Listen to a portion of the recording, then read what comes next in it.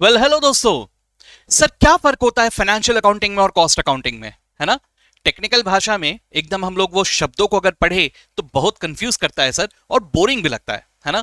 चलिए थोड़े एकदम साधारण शब्दों में इंटरेस्टिंग वे में समझ लेते हैं व्हाट इज द डिफरेंस। तो सबसे पहली बात, जब मैं फाइनेंशियल अकाउंटिंग की बात करता हूं, या आज तक हम लोग पढ़ते आ रहे हैं, तो financial accounting is all about financial information.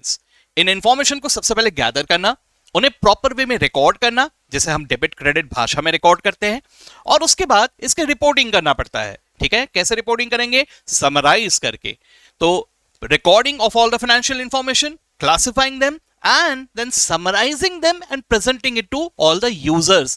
This is what is financial accounting all about.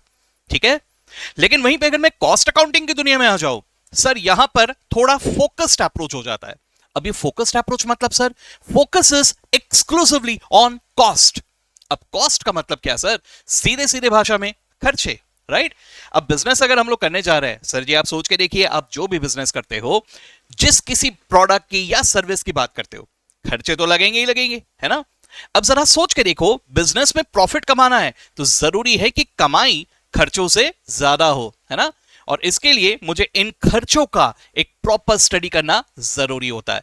जरा समझने की कोशिश करो, बिजनेस में सेलिंग प्राइस आपको शुरुआत में ही फिक्स करना पड़ता है। ऐसा नहीं कि कस्टमर आ गए और उसके बाद मैं उनको बता रहा हूं कि भाई प्राइस क्या है। कस्टमर आते ही सबसे पहले प्राइस की इंक्वायरी करेगा, और प्राइस की इंक्वायरी के लिए मुझे पहले कॉस्ट के बारे में पता होना जरूरी है ना? तो दोस्तों यहां पे कॉस्ट का एग्जैक्ट आइडिया किसी को भी नहीं रहता, एक हद तक एस्टिमेशन भी करना पड़ता है, और इस एस्टिमेशन में भी जितना हो सके हमें एक्यूरेट रहना पड़ेगा। अदरवाइज प्राइसिंग गलत हो जाएगी, और प्राइसिंग गलत हो गई तो प्रॉफिट नहीं, शायद लॉस हो जाएगा, है ना? तो यही स्टडी जो होता है इन फोकस्ड वे, एक प्रॉपर वे में, जिसमें मटेरियल का कॉस्ट कितना लगा, एम्प्लॉय का कॉस्ट कितना लगा, ओवरहेड्स जो दुनिया भर के हमें लगते हैं, इन सब का कॉस्ट क्या लगा, ये सब का proper study is cost accounting. तो अगर मैं आपको एक सीधे साधे भाषा में एक एग्जांपल दूं, जैसे आप लोग मान के चलिए ऑनलाइन क्लास अटेंड कर रहे हो, तो ऑनलाइन का क्लास अटेंड करने का आपका कॉस्ट क्या है?